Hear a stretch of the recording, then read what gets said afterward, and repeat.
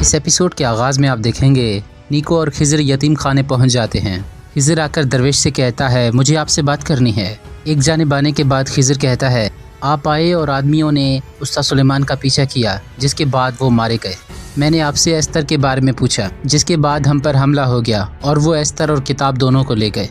आप जहाँ भी कदम रखते हैं वहाँ खून ही खून होता है। मुझे बताएं कि आप किस तरह के दरवेश हैं, मुझे हकीकत बताएं। दरवेश कहता है इंशाल्लाह एक दिन तुम जान जाओगे। खिज़र कहता है जो भी होगा वो आज की रात होगा। दरवेश कहता है तुम अंडा तोड़ना चाहते हो, लेकिन वक्त से पहले पैदा हुआ बच्चा नहीं बचता। लेकिन खिज़र फिर भी इसरार कर रहा होता है। उसकी आवाज़ सुनकर बाकी लोग भी बाहर आ जाते हैं। दरवेश उसे समझाने की पूरी कोशिश करता है, लेकिन खिज़र कहता है आप दीवाने हैं। अफसोस होता है उस्ताद सुलेमान पर, जो आप जैसे शख्स के पीछे गया। इसी दौरान ज़ैनब उनके करीब आकर कहती है खिज़र तुम्हारी वजह से बच्चे डर रहे हैं। ज़ैनब की बात सुनकर खिज़र कहता है फिक्र न करो ज़ैनब खातून, मैं यहाँ से जा रहा हूँ। फिर वो इसहाक और दसबीना से कहता है कि चलो यहाँ से चलते हैं, हमें इन लोगों पर मजीद बोझ नहीं बनना चाहिए। जिसके बाद वो सब वहाँ से चले जाते हैं। यहाँ उरूज और सिकंदर पानी का ड्रम ढूंढने में कामयाब हो जाते हैं और वो उन ड्रमों को अपने कांधों पर लाद कर ला रहे थे। बाहर आने के बाद जब वो एक ड्रम खोलते हैं तो होरोज जो जल्दी से पानी चखने लग जाता है। जिसके बाद वो कहता है पानी बिल्कुल साफ है। ये सुनकर वो सब लोग खुश हो जाते हैं। यहाँ इजाबेल सिल्वियो से कहती है आप परेशान न हो, मैंने हेराबाई से बात कर ली है और ये मसला हल कर लिया है। सिल्वियो कहता है तुमने अच्छा किया। इसके बाद इजाबेल कहती है हमारा जो जहाज लानी की तरफ जा रहा था, क्या उसकी कोई खबर आई? ये सुनकर सिल्वियो कहता है जहाज के टुकड़े मिले हैं, कभी इम्कान है कि हमले के बाद जहाज गर्क हो गया या हमला करने वालों के कब्जे में आ गया हो। इजाबेल कहती है यानी इस सूरत हाल में। सिल्वियो कहता है इस सूरत हाल में बाबा उरूज और उसके सिपाहियों के मरने के कभी इम्कान हैं। ये सुनकर इजाबेल बहुत परेशान हो जाती है। यहाँ जजीरे पर मौजूद उरूज के सिपाही मछलियाँ सेक रहे थे और उरूज एक जगह सो रहा था। इसी दौरान उरूज एक ख्वाब देखता है। वो देखता है कि उरूज और उसके सिपाही एक जगह मौजूद होते हैं और कुछ ही लम्हों में वहाँ पर एक जंग शुरू होने वाली होती है। इसके बाद उरूज कहता है तैयार हो जाओ। ये सुनकर उसके सिपाही मैदान जंग की तरफ दौड़ लगाते हैं और वहाँ पर एक जंग शुरू हो जाती है। इसी दौरान सिकंदर को एक तीर लग जाता है। ये देखकर उरूज परेशान हो जाता है। कुछ देर बाद इलियास को भी तीर लग जाता है, जिसके बाद वो जमीन पर गिर जाता है। ये देखते ही उरूज उसके करीब आ जाता है, लेकिन एक जानिब उसे एक घुड़सवार नजर आता है। वो घुड़सवार किसी जानिब जा रहा था, जिसके बाद उरूज भी उसका पीछा करने लग जाता है। एक जगह वो दोनों रुक जाते हैं। उरूज कहता है कौन है आप और फतेह का परचम लेकर आप कहाँ जा रहे हैं? शख्स कहता है ये हाथ जिससे मैंने परचम को थामा हुआ है, इसी हाथ से किसी ज़माने में मैंने ये परचम तुम्हारे बाबा को दिया था और अब इसे मैंने हमारे पैगंबर हज़रत मोहम्मद सल्लल्लाहु अलैहि वसल्लम की खुशखबरी को पूरा करने के लिए थामे हुआ है। ये सुनकर उरूज कहता है सुल्तान मोहम्मद खान फातेह। सुल्तान कहते हैं किस चीज़ ने तुम्हें ये करने पर मजबूर किया है उरूज साहब? उरूज कहता है हम दीवारें नहीं फलांग सके, हम किले में अपना परचम नहीं लहरा सके और इसी चीज़ ने मुझे गिरने पर मजबूर कर दिया है। सुल्तान कहते हैं बुनियादी तौर पर जिस चीज़ ने तुम्हें गिरने पर मजबूर किया है वो तुम्हारे अंदर के दीवारों की मुश्किल है। सबसे पहले तुम्हें उन दीवारों को फलांगना होगा। उरूज कहता है इस शहर की फतेह यानी हमारे पैगंबर सल्लल्लाहु अलैहि वसल्लम की खुशखबरी को पाना। जब तक मुझे ये खुशखबरी नहीं मिल जाती मैं अपने आप पर काबू नहीं पा सकता। मेरे हमसफ़र और मेरे भाई शहीद हो चुके हैं, हमारा लश्कर तबाह हो चुका है, दुश्मन ने हमारे तमाम रास्ते बंद कर दिए हैं। हम इससे गुजरने के लिए कौन सा रास्ता इख्तियार करें सुल्तान? सुल्तान कहते हैं समंदर के बहादुर उरूज, अगर रास्ते बंद हैं तो कुस्तंतुनिया के पानी किस लिए हैं? हमारे जहाज़ हमारी मदद करेंगे। इसके बाद सुल्तान उरूज की हौसला अफजाई करने के लिए उससे एक खिताब करते हैं। खिताब करने के बाद सुल्तान अपना परचम उरूज को दे देते हैं। उरूज परचम का बोसा लेकर कहता है उरूज कहता है मैंने कसम खाई थी कि मैं बहरिया बैस की तलवार बनूंगा। अब मैं अपनी उस कसम के ऊपर एक और कसम खाता हूँ। चाहे दुश्मन बड़े पहाड़ की तरह हो, चाहे मुसीबतें हमें मौजों की तरह आ घेर लें, मैं अपने खून के आखिरी कतरे तक मज़ाहमत करता रहूँगा। सुल्तान कहते हैं हम दुनिया को बदलने की दहलीज पर हैं। हमने मिट्टी को पानी और पहाड़ों को मौजें बना दी। अब वक्त आ गया है कि हम अपने घोड़ों समेत इस दहलीज को अबूर करें और अपने अजीम तलवारों से ताले तोड़ दें। ये कहकर सुल्तान अपनी तलवार निकाल लेते हैं। उरूज भी अपनी तलवार निकाल कर अल्लाहू अकबर का नारा लगाता है और इसी दौरान उरूज की आँख खुल जाती है। सिकंदर कहता है खैर तो है बाबा उरूज? उरूज कहता है मैं ठीक हूँ।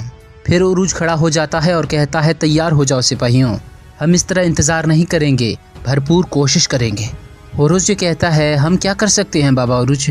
उरूज कहता है हमारे पास मौजूद इम्कानात को आजमाए बगैर कुछ ख़त्म नहीं हुआ। अगर हमारा जहाज़ उलट गया है तो हम अपने हाथों से ऐसे ज़रिए बनाएंगे जो हमें समंदरी सफ़र करवाएंगे, और जब तक कोई हल नहीं निकलता हम आराम से नहीं बैठेंगे, और जिसने भी हमारे साथ ये किया हम उससे हिसाब लेंगे। चलो अपने कामों पर लग जाओ। यहाँ इसाक वाले दसबीना के घर में मौजूद थे। इसी दौरान दरवाजे पर दस्तक होती है। जब खिज़र दरवाज़ा खोलता है तो ये गोलम था। गोलम कहता है इज़ाबेल आपका सराय में इंतज़ार कर रही है। इसाक कहता है क्या हुआ, क्या बात है? ये सुनकर खिज़र कहता है उस्ताद सुलेमान की परवारदा एस्तर, इज़ाबेल को मैंने उसके हवाले से आगाह किया था। गालिबन इसी मुतल्लिक कोई मालूमात मिली होगी। इसाक कहता है ठीक है तुम जा सकते हो, लेकिन मुझे आगाह करते रहना। ये सुनकर वो वहाँ से चले जाते हैं। यहाँ रात को कैलमनूस की बंदरगाह पहुँच गया था और इसी दौरान पेत्रो भी वहाँ पर आ जाता है। रात को उसे किताब देकर कहता है ये रही किताब, और इस लड़की का नाम एस्तर है। ये खिज़र के साथ थी, हमने इसे पकड़ लिया। ये सुनकर पेत्रो बहुत खुश हो जाता है, जिसके बाद वो किताब लेकर वहाँ से चला जाता है। इसी दौरान एंतवान वहाँ पर आ जाता है और कहता है बहुत खूब, तुम किताब और लड़की को सही सलामत लेकर आए, ये बहुत बड़ी कामयाबी है। रात को कहता है तुम पोसीडन हो, क्या तुमने कामयाबी हासिल कर ली? मरने के बाद जिंदा होकर क्या तुमने कुछ हासिल किया है भी या नहीं? एंतवान कहता है मैंने जो उरूज के साथ किया वो तुमने सुना होगा, पेत्रो तुम्हें सब कुछ बता देगा। ये सुनकर रात को मुस्कुराता हुआ वहाँ से चला जाता है। यहाँ खिज़र सराय आ जाता है। इज़ाबेल से कहता है क्या उस लड़की के बारे में तुम्हें कुछ मालूमात मिली? वो उसे कहाँ पर लेकर गए हैं? इज़ाबेल कहती है मसला ये नहीं है, मेरे पास तुम्हें बताने के लिए एक और बात है। बैठने के बाद इज़ाबेल कहती है उरूज अपने मंजिल को नहीं पहुँचा, उसे रास्ते में किसी मुसीबत ने घेर लिया, हो सकता है कि वो मर गया हो। ये सुनकर खिज़र बहुत परेशान हो जाता है। यहाँ उरूज के सिपाही एक जजीरे पर मौजूद थे। इसी दौरान उरूज भी वहाँ पर कुछ लकड़ियाँ लेकर आता है। उरूज कहता है वहाँ पर कश्ती बनाने के काबिल कुछ लकड़ियाँ हैं, जाओ लेकर आओ, फिर हम टहनियों को छील कर उन्हें रस्सी के तौर पर इस्तेमाल करेंगे। ये सुनकर होरोज और सिकंदर उस जानिब जाते हैं और उरूज इलियास के पास आ जाता है। इलियास होश में आ चुका था और कहता है आगा रईस, मेरे सीने में ऐसी जलन महसूस हो रही है गोया मैं पूरा समंदर भी पी लूँ फिर भी मुझे राहत नहीं मिलेगा। उरूज कहता है अपनी आंखें बंद कर लो जवान और थोड़ा आराम कर लो। इलियास कहता है हमारा जहाज़ डूब गया और इस हालत में मैं आप पर बोझ बन गया हूँ। उरूज कहता है ऐसा मत कहो मेरे शेर, हमारे पास जहाज़ नहीं है तो क्या हुआ, हम अपने हाथों से कश्ती बना लेंगे और उनसे हिसाब लेंगे जिन्होंने हमारे साथ ये किया। यहाँ खिज़र कहता है उनकी लाश नहीं मिली, इसका मतलब है कि वो जिंदा हैं। इज़ाबेल कहती है असल मसला ये नहीं। ये सुनकर खिज़र गुस्से से कहता है तुम क्या कहना चाहती हो कि मेरे भाई मर चुके हैं? तो उनकी लाश दिखाओ मुझे। इसके बाद खिज़र कहता है तुम हमारे लिए एक जहाज़ का बंदोबस्त करो, इससे ज़्यादा हमें कुछ नहीं चाहिए, हम खुद जाकर उन्हें ढूंढ लेंगे। इज़ाबेल कहती है खिज़र मैं ऐसा नहीं कर सकती। खिज़र कहता है तुम उरूज और इलियास को इतने अरसे से जानती हो, क्या उनके लिए तुम इतना भी नहीं कर सकती? इज़ाबेल कहती है मैं इस मसले के बारे में बात नहीं कर रही। खिज़र कहता है तो मुझे बताओ कि आखिर मसला क्या है? इज़ाबेल कहती है तुम अपने भाइयों के लिए ये सब कुछ कर रहे हो और मैं भी अपने भाई के लिए कुछ भी कर सकती हूँ। ये सुनकर खिज़र खामोश हो जाता है। यहाँ पेत्रो एस्तर से कहता है तुम अंदाज़ा भी नहीं लगा सकती कि मैंने इस किताब के लिए कितना खून बहाया है। अब ये किताब मेरे पास है, मगर मैं क्या करूँ? मैं इस किताब के सिफ़हात को देखता चला जा रहा हूँ, लेकिन ये किताब मुझे कुछ नहीं बता रही। मेरे ख्याल से इस किताब को समझने के लिए तुम मेरी मदद कर सकती हो। एस्तर कहती है मैं मदद करूँगी, लेकिन प्लीज़ मेरे हाथ खोल दें। ये सुनकर पेत्रो अपने आदमी से कहता है कि इसके हाथ खोल दो। इसके बाद पेत्रो कहता है कि मुझे तजस्सुस हो रहा है कि तुम क्या कहोगी। एस्तर कहती है कि मैंने रात को भी बताया और आपको भी बता रही हूँ कि आप गलत इंसान से पूछ रहे हैं।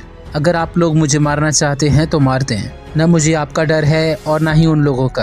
पेत्रो कहता है तुम बहुत मक्कार हो। इसके बाद पेत्रो अपने आदमी से कहता है कि इसके हाथ दोबारा बांध दो। यहाँ उरूज के सिपाही मुसलसल कश्ती बनाने की कोशिश कर रहे थे और आपस में बातें कर रहे थे। दूसरी जानिब क्लिचबे कहता है कि क्या मतलब कि उरूज का जहाज़ डूब गया।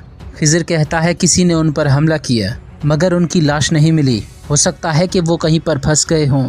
अगर हमने जाकर उनकी मदद न की तो उनकी जान जा सकती है।